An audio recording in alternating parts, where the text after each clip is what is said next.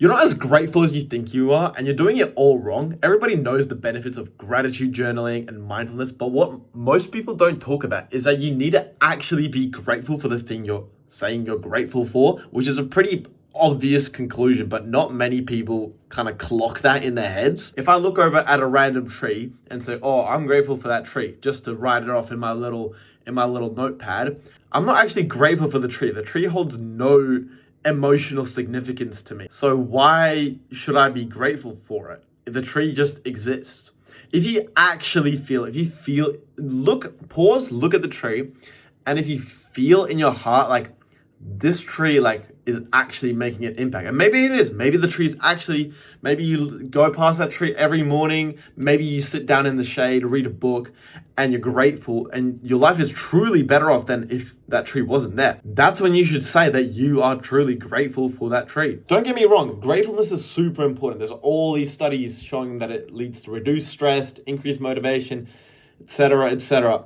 But most people are just doing it wrong. It's been so caricatured into just another meaningless self-improvement hobby where people are just saying pretty words just to make them think that they're actually doing something when they're not. Stop pretending that you're actually a grateful person and, oh, I'm really good at this gratitude practice. I fill out my gratitude journal every single day. When you just wake up first in the morning, you quickly just jot some random things down just to get it out of the way so you forget about it. Real gratefulness is more than just a habit. It's a perspective shift.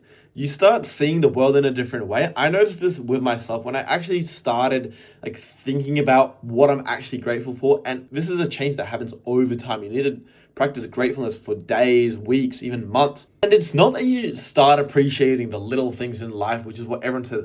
Don't get me wrong, that does happen. But the main thing is you just become so much more grateful for the things that already would have made you grateful. For example, I was on the bus and I felt for my phone and I couldn't feel it. I didn't know where it was. I thought I lost my phone. And we all know that feeling. Your heart drops, you start going skits.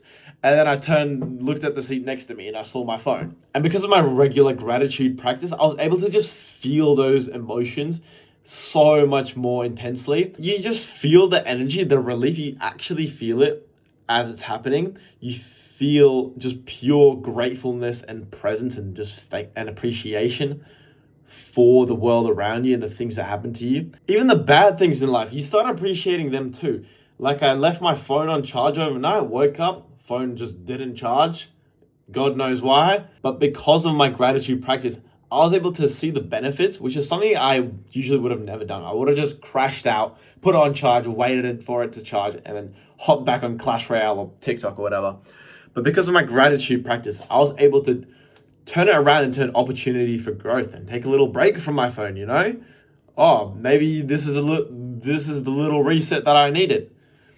Maybe it's a sign from the universe that I need to be on my phone less. And you're just able to pick up on these subtle little cues and differences that when they add up really can change your life. So how do you actually be grateful? Well, this is my 3-step gratitude framework.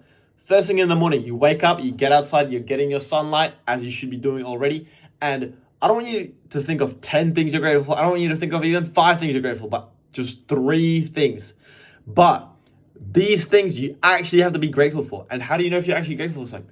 Look at something or think of something and think about it. Hold it in your brain for at least 5-10 seconds and just feel what emotions and memories come up and then make a judgment. And based off that, decide if it's something actually of meaning. And if it's not, if you don't feel anything, if you see a rock and you have nothing associated with a rock, then you're not grateful for it. That doesn't count. Find something else. What are we doing? Come on.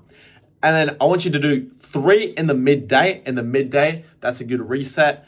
All the hustle and bustle, you've been working, you've been going to the gym, you're tired, your discipline's kind of wavering. The gratitude's a nice little reset just to push your brain back into the position and keep you locked in. And the last step is just to say 3 little things right before bed. As you're falling asleep, you say 3 things you're grateful for. That puts you right to sleep, trust me. If you can do that, if you can say just 9 little things you're grateful for over the day, if you do that for a few days, a few weeks, what do you know?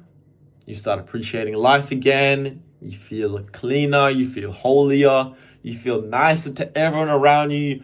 You start appreciating the little things in life, and then like law of attraction, good things start coming to you.